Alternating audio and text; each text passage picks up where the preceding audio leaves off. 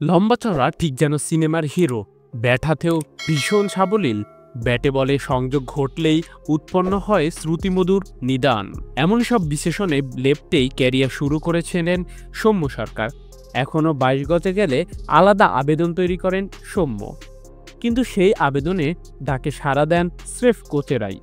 শরীর থেকে তারুণ্য বিদায় নিয়েছে, বয়স হয়েছে, অভিজ্ঞতা বেড়েছে, তবে সৌম্য যেন রয়ে গেছেন যেখান থেকে শুরু করেছিলেন ঠিক সেখানটায়। উন্নতি আর হচ্ছে না, মাঝে মধ্যে পারফরমেন্সের ঝলক দেখান বটে, তবে সেসব ক্ষণস্থায়ী। এতদিন তার হওয়ার কথা ছিল কিংবদন্তিদের একজন, এখনও সময় ফুরিয়ে যায়নি। কিন্তু বাকি থাকা সময়টুকু তিনি কাজে লাগাতে পারবেন সে নিশ্চয়তাও তো ধোঁয়াশায় ঘেরা। তবুও তার উপর আস্থা রেখেছে বাংলাদেশের টিম ম্যানেজমেন্ট।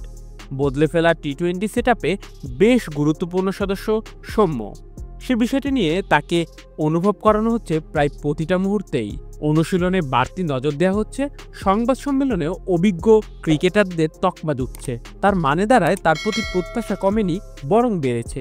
তবে তিনি কতটুকু ডেলিভার করতে পারবেন সে নিয়ে সংশয় কিন্তু রয়েই গেছে। মূলত সাদা বলের ক্রিকেটের জন্যই তাকে বিবেচনায় রাখছে বাংলাদেশ টিম ম্যানেজমেন্ট। লাল বলের ভাবনাতেও তিনি যে নেই সেই 2021 সাল থেকেই।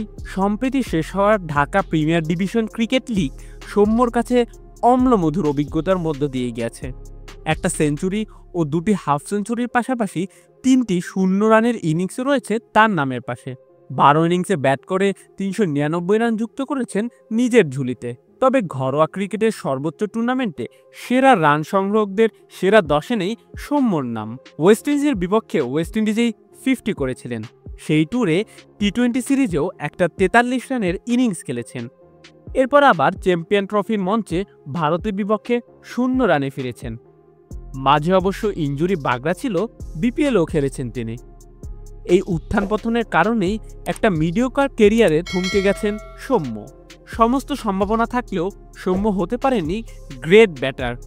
ক্যারিয়ারের স্বল্প সময় বাকি, এতটুকুও যদি তিনি ঠিকঠাক কাজে লাগাতে পারেন তবে হয়তো দিন শেষে আক্ষেপের সুর বেজে উঠবে না তার নামের সাথে। ভিডিওটি দেখার জন্য অসংখ্য ধন্যবাদ। নিত্য নতুন এমন ভিডিও পেতে হলে আমাদের চ্যানেলের সঙ্গেই থাকুন, সাবস্ক্রাইব করুন, ভালো লাগলে অবশ্যই লাইক করুন।